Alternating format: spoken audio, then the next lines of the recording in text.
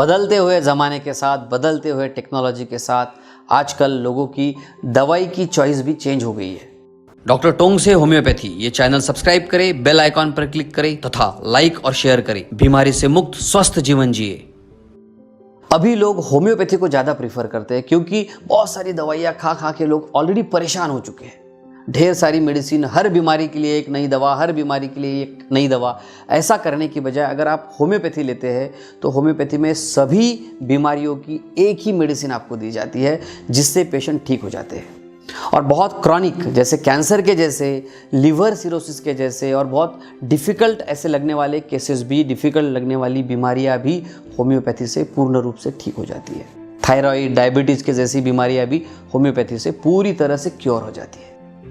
अब सवाल ये आता है कि दवाइयों को लेना कैसे है। तो आज हम जानेंगे कि होम्योपैथिक दवाइयों में क्या परहेज़ करना चाहिए, दवाइयाँ किस तरह से लेनी चाहिए, ताकि आप अगर दवाइयाँ ले रहे हो तो आपको उसका पूरा इफेक्ट मिल सके।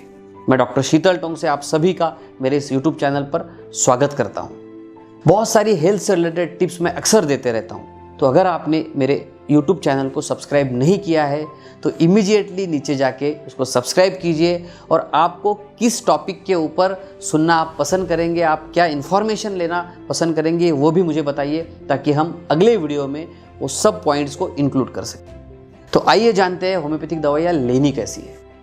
इंपॉर्टेंट बात यह है कि जब भी आप होम्योपैथी की दवाई लेंगे, सबसे पहले आपको इसको ढक्कन में लेना है, हाथ नहीं लगाना है। जनरली पहली बार जब लोग दवाई लेते हैं तो हाथ में लेने की गलती कर देते हैं, तो इसको आप ढक्कन में लेंगे। अप्रॉक्सीमेटली 6 गोलियां आपने लेना है और इसी तरह से आपके टंग पे, आपके ज़बान पे डाल देना है, उसको निगलना नहीं है। दूसरी इंपॉर्टेंट बात यह है कि जब भी आप होम्योपैथी दवाई लेंगे तो कम से कम आधा घंटा पहले, मतलब आधा घंटा कुछ खाना नहीं है दवाई लेने के पहले और बाद। क्यों ऐसे करना है? क्योंकि होम्योपैथी की दवाई डायरेक्टली आपके टंग से एब्जॉर्ब होकर उसका काम शुरू कर देती है। बाकी की बहुत सारी दवाइयाँ आपने देखी होगी वो पेट में जाती है, वहाँ से काम चालू करती है, बट होम्योपैथी की दवाइयाँ डायरेक्टली आपके ज़बान से काम करना शुरू कर देती है। इसलिए एक गुल्ला कर लीजिए पानी से, फिर दवाई लीजिए। आधा घंटा आगे पीछे कुछ खाइए मत, इसको टच मत कीजिए। अगर आपके पास कागज़ की पुड़ी है उसको भी इस तरह से खोल के ऐसे ही ऊपर से लीजिए बिना टच किए, क्योंकि अगर आपने गोलियों को टच किया तो इसका जो इफेक्ट है वो कम हो सकता है। ये होगी 2 इंपॉर्टेंट बातें। तीसरी बात जो बहुत ज़रूरी है, अगर आप होम्योपैथी की दवाइयाँ ले रहे हैं, होम्योपैथी की दवाइयाँ क्या करती है पता है आपको? आपकी बीमारी को जड़ से निकालने का काम करती है। इसलिए तुरंत कभी कभी इफेक्ट नहीं दिखता है आपको, लेकिन पूरी बीमारी खत्म हो जाती है। इसलिए होम्योपैथी में थोड़ा वक्त लग सकता है क्रॉनिक डिसीजेस में।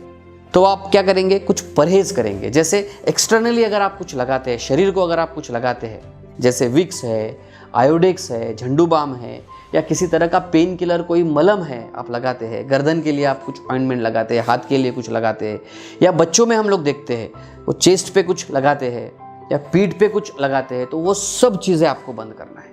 कोई भी एक्सटर्नल ऑइंटमेंट, फिर से सुन लीजिए, कोई भी एक्सटर्नल ऑइंटमेंट, ऊपर से लगाने वाला कोई भी मरहम, क्रीम बिल्कुल भी लगाना नहीं है। दूसरी इंपॉर्टेंट चीज, कुछ सेंट, परफ्यूम, डिओ। मैं तो आपको बताऊंगा कि डिओ आपने ऐसे भी नहीं लगाना चाहिए। डिओड्रेंट करता क्या है? या एंटी पर्स्पिरेंट, एक नई कंसेप्ट आई है, ये बात को आप अच्छे से समझ लीजिए। एंटी पर्स्पिरेंट क्या करता है? आपके पर्स्पिरेशन को, आपके पसीने को दबा देता है। सो भैया, आपका जो पसीना है वो एक नेचुरल सिक्रीशन है, उसने बाहर निकलना ही चाहिए। जिस तरह से मलमूत्र बाहर निकलता है उसी तरह से हमारे शरीर की जो विष्टा है, जो वेस्ट चीज़ें हैं, वो पसीने के थ्रू बाहर निकलती है। तो पसीने को भी दबाना नहीं चाहिए। तो जब बीमारी शरीर से बाहर निकलती है तो आपके शरीर से शायद बाहर निकलती है, इसलिए हम लोग बताते हैं कि एक्सटर्नली आप कुछ भी मत लगाइए जिसमें स्ट्रॉन्ग स्मेल है, उग्र स्मेल है। ऐसी कोई भी चीज़ आपने लगानी नहीं है। Deo, perfume, body lotion, Vicks, Iodex, मलम, लोशन, एक्सटर्नल एप्लीकेशंस पूरी तरह से बंद करना है। और एक चीज़ आपको करनी है, अब खान पान में क्या करना चाहिए? तो खान पान में जो स्मेल वाली चीज़ें हैं, जो उग्र चीज़ें हैं, उनको रोकना है। कॉफ़ी होम्योपैथिक दवाइयों के साथ नहीं लेना है, कॉफ़ी को अवॉइड करना है। साथ ही लहसुन आपने नहीं खाना चाहिए, ज़्यादा प्याज आपने नहीं खाना चाहिए, वो टालना चाहिए। सब्जी में आप प्याज डाल सकते हो लेकिन बाहर से आपने नहीं खाना चाहिए। मिंट वाली कुछ चीज़ें हैं जिसमें से स्मेल आता है बहुत ज़्यादा, वो सब चीज़ें आपने रोकनी चाहिए। कुछ ऐसी दवाइयाँ हैं जिसमें से बहुत स्मेल आता है, वो भी आपने रोकना चाहिए। अल्कोहल नहीं लेना चाहिए होम्योपैथिक दवाई के साथ में। टोबैको अगर खाने की आपको आदत है तो ध्यान रखिए, टोबैको मेडिसिन का इफेक्ट कम कर देता है।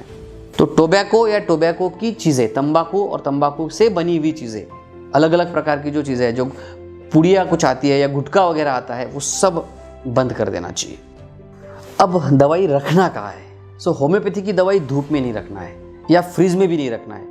घर पे एक आधे ठंडी जगह पर आप रखिए, लेकिन बहुत धूप में या बहुत लो टेम्परेचर में भी दवाइयाँ नहीं रखना है। अच्छी सुरक्षित जगह पे रखिए। मीठी गोली होती है लेकिन बच्चों को नहीं देना है। कुछ लोगों को आदत होती है कि भाई हम एक डोज लेंगे बच्चों को भी देंगे, तो ऐसे नहीं करना है। आप दवाई लेंगे बच्चों से दूर रखिए। डॉक्टर से मांग के एक आधी सादी गोली बॉटल लेके जाइए जिसमें कोई दवाई नहीं है, वो लेके जाइए, वो बच्चों को खिलाइए, लेकिन आपकी दवा में से कुछ भी बच्चों को नहीं देना है। तो ये छोटी छोटी चीज़ें मैंने आपको होम्योपैथिक की दवाइयों के बारे में बताई है। दिखने के लिए, सुनने के लिए बहुत छोटी छोटी चीज़ें हैं, लेकिन इसका असर बहुत बड़ा है। ये छोटी छोटी साबुदाने के जैसी दिखने वाली गोलियाँ होती छोटी है, लेकिन इसका असर बहुत बड़ा है। आपके क्रॉनिक डिसीज़ को, आपके पुराने बीमारी को जड़ से ख़त्म करने वाली ये दवाई होती है। होम्योपैथी लीजिए, स्वस्थ रहिए। Thank you very much.